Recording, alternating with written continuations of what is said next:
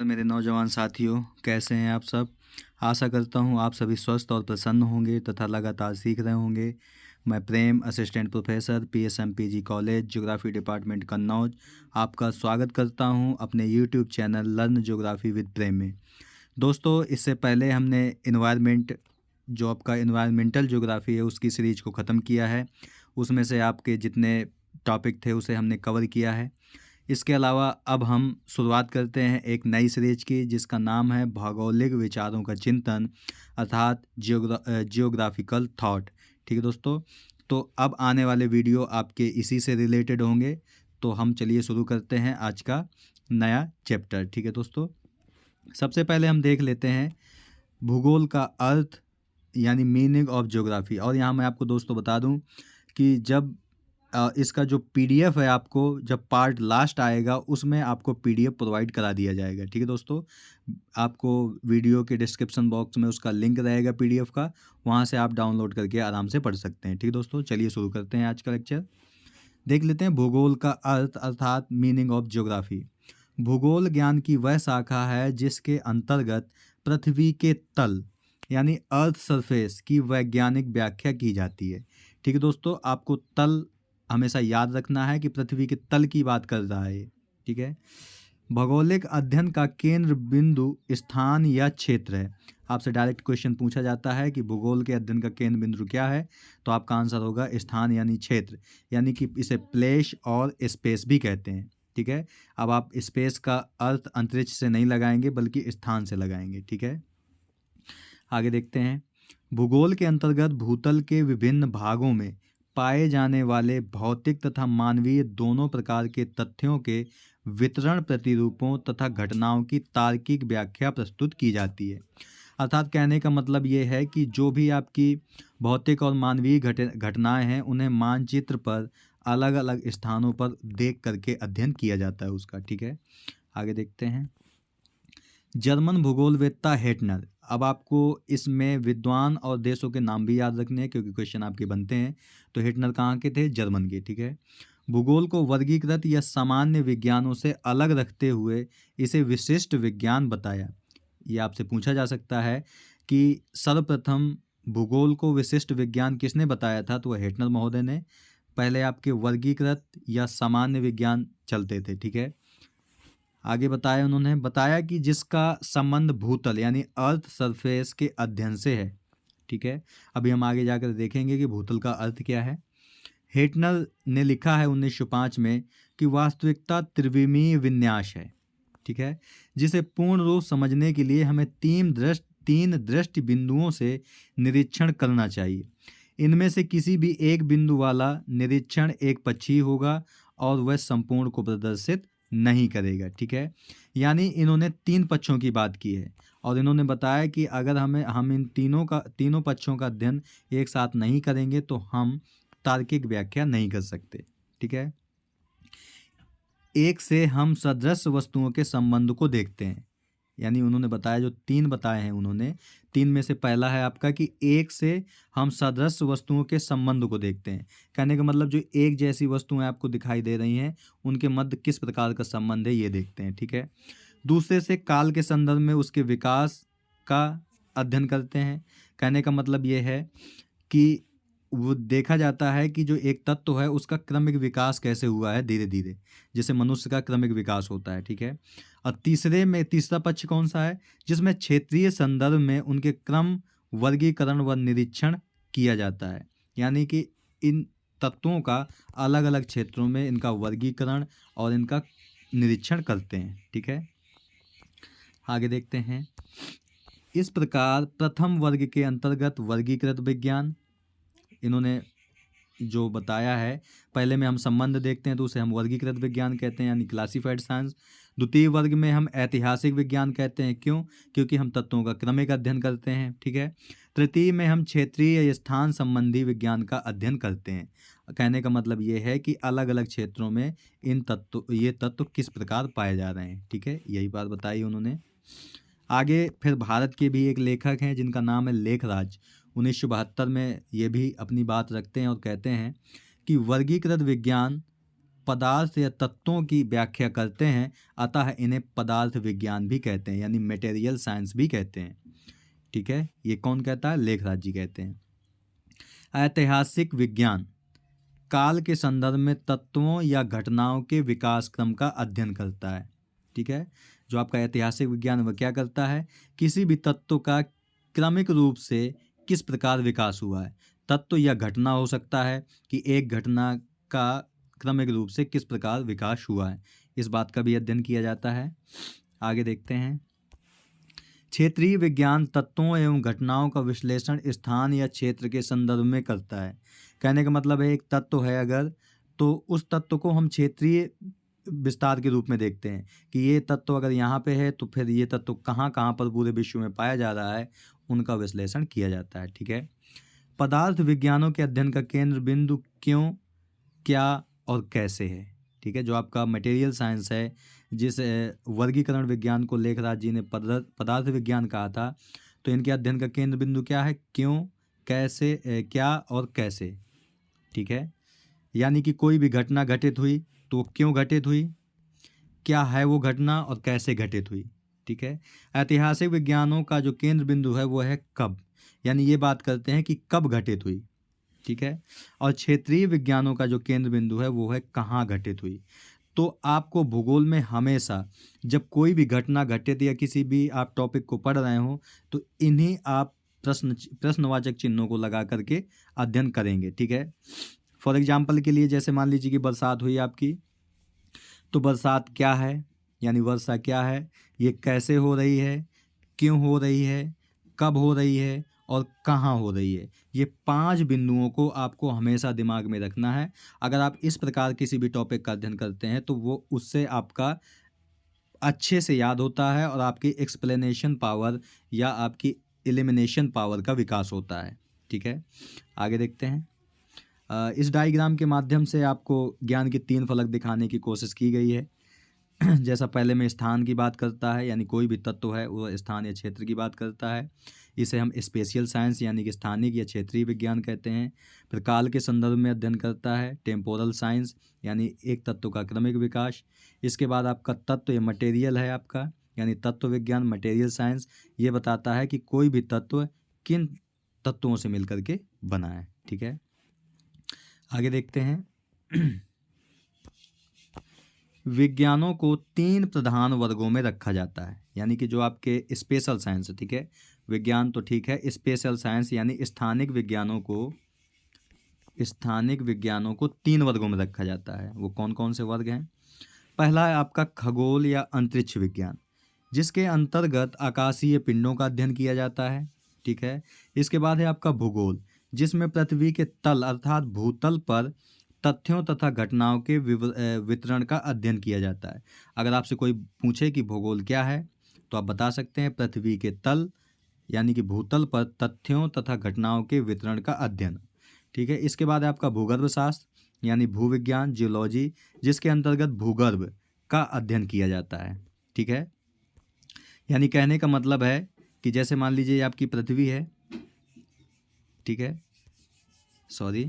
ये आपकी पृथ्वी है अगर, तो पृथ्वी के यानी वायुमंडल के ऊपर का जो भाग है वो अंतरिक्ष कहलाता है, तो ये आपके अंतरिक्ष विज्ञान का क्षेत्र है।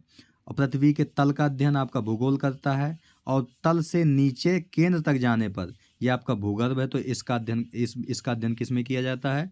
तो भूगर्भ शास्त्र या भूविज्ञान या जियोलॉजी में इसका अध्ययन किया जाता है। ठीक है, आगे देखते हैं। इस प्रकार हम पाते हैं कि भूगोल एक भूविस्तारीय विज्ञान है, यानी कोरोलॉजिकल साइंस है। भूविस्तारी को हम क्षेत्रीय भी कहते हैं। ठीक है, इसे क्षेत्रीय भी कहते हैं। कोरोलॉजिकल साइंस है जो कहाँ की खोज पृथ्वी के तल पर करता है। कहाँ का कहने का मतलब ये है कि अगर कोई घटना घटित हुई तो ये कहाँ कहाँ घटित हुई है, इस बात का अध्ययन कौन करता है? भूगोल करता है, इसलिए इसे भूविस्तारी या कोरोलॉजिकल साइंस कहते हैं। ठीक है, आगे देखते हैं।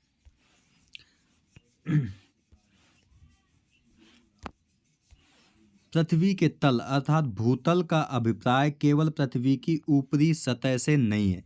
ये आपको हमेशा याद रखना है कि भूतल का मतलब क्या है, यानी कि तल क्या है पृथ्वी का, ये आपको याद रखना है। इसके अंतर्गत भूतल से संलग्न उस स्थल, जल तथा वायुमंडल को समाहित किया जाता है जहाँ तक किसी भी माध्यम से मनुष्य की पहुँच है। ठीक है, यह कोई भी तत्व ऐसे हैं, स्थल, जल और वायुमंडल, जो मनुष्य को किसी न किसी रूप में प्रभावित करते हैं या मनुष्य की जहाँ तक पहुँच है, वो सभी आपके भूतल के अंतर्गत ही आ जाते हैं और इन्हीं का अध्ययन आपको भूगोल में करना होता है। ठीक है, आगे देखते हैं। इस प्रकार भूतल के अंतर्गत 3 प्रकार के क्षेत्र सम्मिलित किए जाते हैं। कौन कौन से क्षेत्र हैं वो? पृथ्वी की ऊपरी सतह तथा उसके नीचे की पतली परपटी, यानी कि अर्थ क्रस्ट। क्रस्ट आपको पता है कि क्रस्ट की औसत गहराई, मान लीजिए पृथ्वी का भाग है तो क्रस्ट की औसत गहराई 0 से लेकर के 35 किलोमीटर तक है, ये इसकी औसत गहराई है। ठीक है, कहीं पर ये कम भी है और कहीं पर ये ज़्यादा भी है। ठीक है, तो पहले पृथ्वी की ऊपरी सतह तथा क्रस्ट, इसके बाद भूतल के ऊपर स्थित निचला वायुमंडल, ये दूसरा क्षेत्र है जो भूतल के अंतर्गत लिया जाता है। इसके बाद है पृथ्वी पर स्थित जलीय भाग, यानी कि महासागर। ठीक है, अब इनको कहते भी क्रमशः क्या क्या हैं? इन तीनों क्षेत्रों को क्रमशः स्थलमंडल यानी लिथोस्फेयर, वायुमंडल यानी एटमॉस्फेयर और जलमंडल यानी हाइड्रोस्फेयर कहा जाता है। ठीक है दोस्तों, ये आपको याद रखना है। इसके बाद आगे देखते हैं कि जो भूगोल है वो भूगोल शब्द है जो वो आंग्ल भाषा के जियोग्राफी का पर्याय है। ठीक है, यानी अंग्रेजी में भूगोल को जियोग्राफी कहते हैं, जिसकी उत्पत्ति यूनानी भाषा के जियो अर्थात जियो और ग्राफो शब्दों के संयोग से हुई है। ठीक है, यहाँ आपको याद रखना है कि जो आपका जियोग्राफी शब्द है वो आंग्ल भाषा का है, जिसकी उत्पत्ति यूनानी भाषा के जियो प्लस ग्राफो शब्द से हुई है। ठीक है, इस प्रकार भूगोल जियोग्राफी का शाब्दिक अर्थ है पृथ्वी का वर्णन, क्योंकि जियो का अर्थ है पृथ्वी और ग्राफो का अर्थ है वर्णन करना, अर्थात भूगोल शब्द का शाब्दिक अर्थ होता है पृथ्वी का वर्णन करना। ठीक है, आगे देखते हैं। जियोग्राफी शब्द सर्वप्रथम यूनानी विद्वान इरेटास्थनीज महोदय ने अपनी पुस्तक जियोग्राफी में दिया था, इसलिए इन्हें भूगोल का पिता कहा जाता है। ये आपके सेंटेंस जो है बहुत इंपॉर्टेंट है, आपसे यही पूछा जा सकता है जियोग्राफी का पिता यानी भूगोल का पिता किसे कहते हैं? तो इरेटास्थनीज को कहते हैं। और इन्होंने किस पुस्तक में जियोग्राफी शब्द का प्रयोग किया था? तो जियोग्राफिया पुस्तक में किया था। ठीक है, इसीलिए इन्हें भूगोल का पिता कहा जाता है। किन्हें? इरेटास्थनीज को। और आपको ये भी याद रखना है कि इरेटास्थनीज महोदय कहाँ के थे? तो वो यूनान के थे। ठीक है, यूनान जिसे पुराने ज़माने में एथेंस के नाम से जाना जाता था, इसे ग्रीक भी कहते हैं। ठीक है, आगे देखते हैं। इस प्रकार भूगोल ज्ञान की वह शाखा या अनुशासन है, यानी डिसिप्लिन है, जिसके अंतर्गत पृथ्वी के तल की वैज्ञानिक व्याख्या प्रस्तुत की जाती है। अब यहाँ से आपको क्लियर हो गया होगा कि भूतल क्या होता है आपका। ठीक है, भूगोल भूतल पर कहाँ की खोज करता है और पृथ्वी के तल पर विभिन्न भागों में पाए जाने वाले भौतिक तथा मानवीय तथ्यों एवं घटनाओं के वितरण प्रतिरूपों की वैज्ञानिक व्याख्या प्रस्तुत करता है। ठीक है, तो अभी तक आप समझ गए होंगे कि भूगोल क्या है। ये भूतल का अध्ययन है, तो भूतल के अंतर्गत किन किन चीज़ों को शामिल किया जाता है। ठीक है, आप समझ गए होंगे। अगर आपको समझ में ना आए तो पुनः वीडियो को फिर से पॉज कर करके पुनः देख सकते हैं आप। ठीक है, अब हम देख लेते हैं भूगोल की परिभाषा, यानी डिफिनेशन ऑफ जियोग्राफी। भूगोल पृथ्वी का दर्पण है। Geography is mirror of earth, पहली बात। ठीक है, पीटर हैगेट ने 1990 में लिखा है कि इतिहास का दर्पण का प्रयोग पीछे देखने के लिए और भौतिकविद आगे देखने के लिए करता है। ठीक है, और भूगोलवेत्ता के लिए दर्पण का उपयोग क्षेत्र के विभिन्न आयामों को देखने के लिए किया जाता है। तो अब समझ गए कि भूगोल एक दर्पण है। भूगोल का प्रयोग अलग अलग विद्वान अपने रूप में करते हैं। इतिहासकार पीछे देखने के लिए करता है कि कौन कौन सी घटनाएं कैसे घटित हुई हैं। भौतिकविद आगे देखने के लिए करता है कि इनका इम्पैक्ट आगे क्या होगा। जबकि भूगोलवेत्ता जो होते हैं वो आयामों के यानी क्षेत्रों के आयामों को देखने का अध्ययन करते हैं, यानी अलग अलग क्षेत्रों में किस प्रकार घटनाएं घटित हो रही हैं और वो क्यों घटित हो रही हैं। ठीक है, आगे देखते हैं। अध्ययन की शाखा के रूप में भूगोल मानव के पर्यावरण के रूप में पृथ्वी के वर्णनात्मक अध्ययन पर केंद्रित है। ठीक है, उच्च अध्ययन की शास्त्रीय शाखा के रूप में भूगोल मौलिक रूप से यूरोपीय विज्ञान है। आपसे ये क्वेश्चन पूछता है कि उच्च अध्ययन की शास्त्रीय शाखा के रूप में भूगोल क्या है, तो मौलिक रूप से ये यूरोपीय विज्ञान है। क्यों? क्योंकि इसका विकास यूरोप में हुआ है, जिसका विकास प्राचीन काल में यूनान और रोम में तथा आधुनिक काल में जर्मनी, फ्रांस और ब्रिटेन में हुआ है। ठीक है, आगे देखते हैं। भूगोल एक गत्यात्मक यानी डायनामिक साइंस है। क्यों? क्योंकि भूगोल के विकास के साथ साथ इसके चिंतन फलक, दृष्टिकोण व अध्ययन उपागमों में उल्लेखनीय परिवर्तन और परिमार्जन होते रहे हैं। ठीक है, अब आप बता सकते हैं कि भूगोल एक गत्यात्मक विज्ञान क्यों है? क्योंकि इसका चिंतन फलक लगातार बदलता रहा, दृष्टिकोण बदलता रहा तथा उपागम भी लगातार परिवर्तन और परिमार्जित होते रहे। ठीक है, भूगोल पृथ्वी के परिवर्तनशील स्वरूप का विश्लेषण करता है, यानी पृथ्वी लगातार जो बदल रही है उसके परिवर्तनशील स्वरूप का अध्ययन करता है।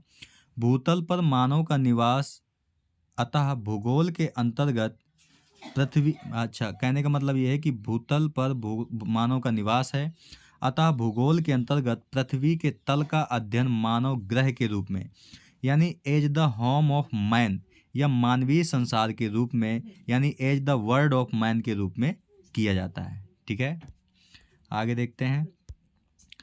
अब कुछ विद्वानों के द्वारा परिभाषाएं भी दी गई हैं अलग अलग, जैसे जर्मन भूगोलवेत्ता और आधुनिक भूगोल के संस्थापक अलेक्जेंडर यानी अलेक्जेंडर वान हम्बोल्ट के अनुसार भूगोल प्रकृति के अध्ययन से संबंधित है, यानी geography is concerned with study of nature. पहले आपको ये भी याद रखना है कि यहाँ पे आपको पहला ही फैक्ट दिखाया गया है कि भूगोलवेत्ता आधुनिक भूगोल के संस्थापक, ठीक है, आधुनिक भूगोल के संस्थापक दो हैं।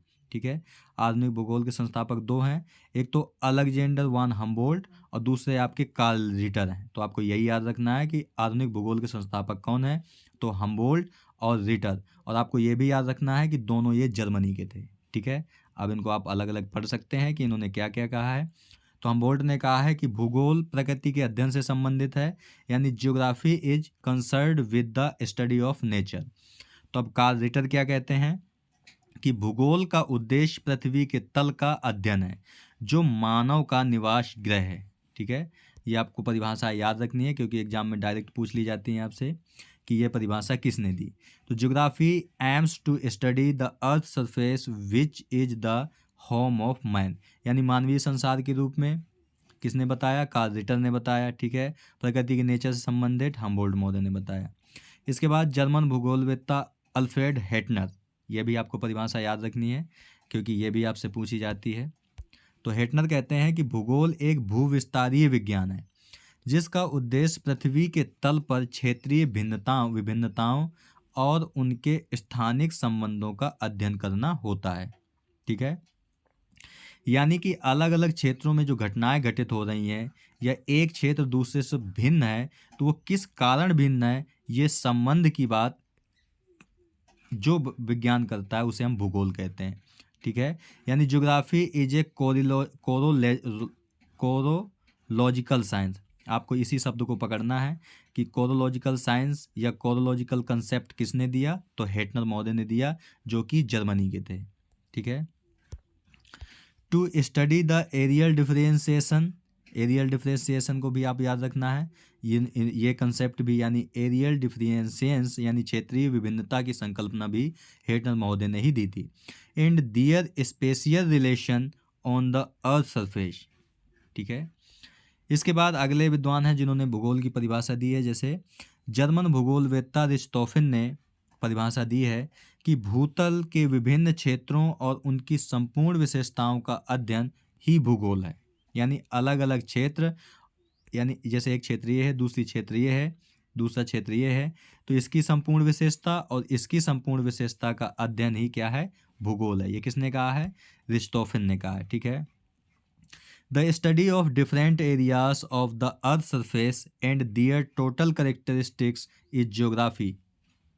इसके बाद अमेरिकी भूगोलवेत्ता बैरोज, ये भी आपको याद रखना है क्योंकि आपके सीधी सीधी परिभाषा पूछी जाती है आपसे। ठीक है, तो अमेरिका के थे बैरोज महोदय, एच बैरोज ने भूगोल को मानव परिस्थितिकी बताया और भूगोल को इस प्रकार परिभाषित किया।